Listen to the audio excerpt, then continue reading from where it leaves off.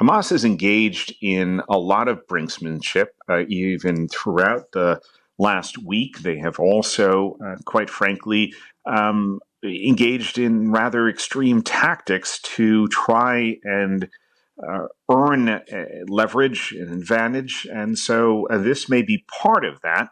Nonetheless, I do think, as I mentioned at the top of the show, they are steadily losing influence, especially in the international community that had spoken up about the need for a ceasefire in large numbers.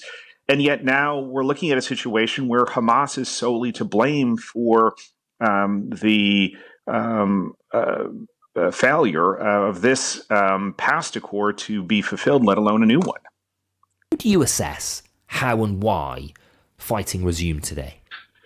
Well, it seems pretty clear from what U.S. Secretary of State Antony Blinken said that Hamas essentially went back on their deal, both in the form of a violent attack on the streets of Israel, but also in the air, launching ahead of the expiration of their agreed-upon ceasefire, missiles into Israeli airspace.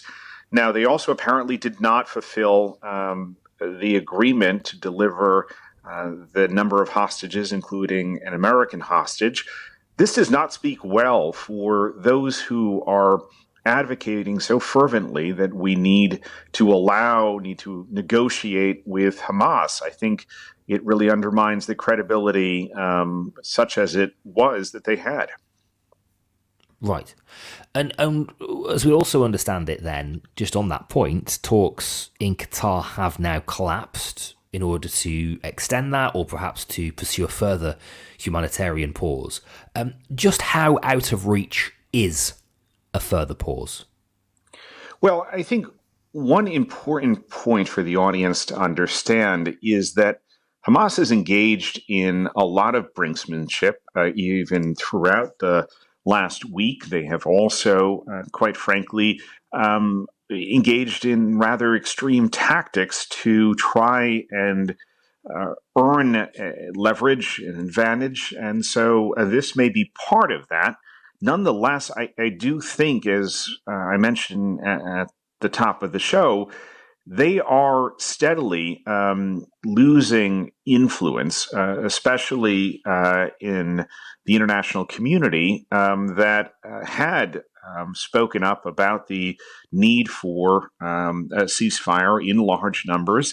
And yet now we're looking at a situation where Hamas is solely to blame for the failure of this past accord to be fulfilled, let alone a new one. Right, okay. And so far as the role that Antony Blinken is playing in this now, and Barack Obama attempting to, Joe Biden, attempting to put a bit of... taking me back to the Obama White House. Yes, exactly. I placed you right back there, Brett. In terms of how they are trying to pressure Israel to not repeat in the south what they did in the north, I found that very interesting, particularly the quote in which I think Antony Blinken referred to the massive loss of civilian life in the north cannot be repeated in the south. Could that be interpreted as the US being in some way critical of the approach in the north?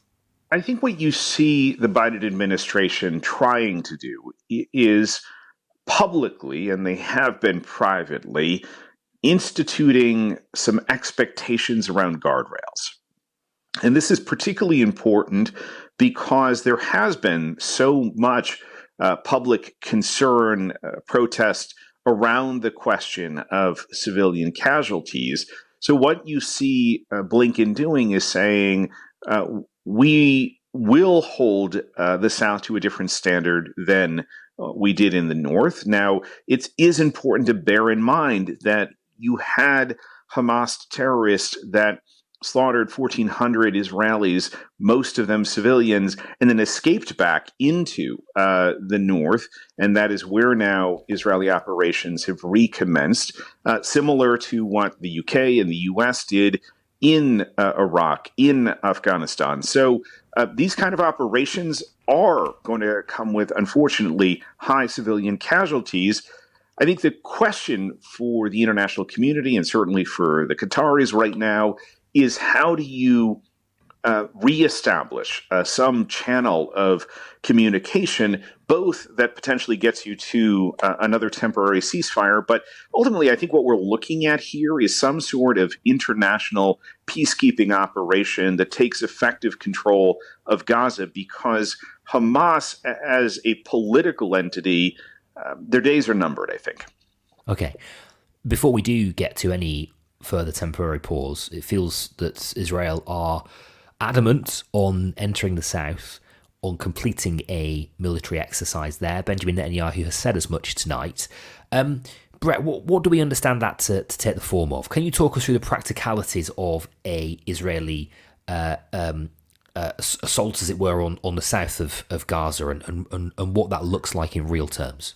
Well, what you're going to see is Israeli efforts to eradicate Hamas and both their capabilities, which clearly they still have, to launch indiscriminately missiles against Israeli targets, including civilian targets. They're going to try to dismantle the structures, the support that terrorist groups were able to use in order to both plan and then to execute these operations. And I'm sorry to interrupt, Brett, but can I just ask you specifically on that point? What do we know about what infrastructure Hamas do have in the south? I mean, we obviously saw the scenes of hospitals being targeted in the north. Are we to understand it's a similar picture in the south? Where have Hamas built themselves there? Well, I think what we could expect, and again, while I don't enjoy the same level of access to intelligence I once did, I think what we can expect is that Hamas will also be looking at regrouping. And so whether it is in homes, whether it is in schools or hospitals, as we know they have in the north, that Hamas will try. And if you say this zone is off limits, then that is exactly where Hamas is going to head.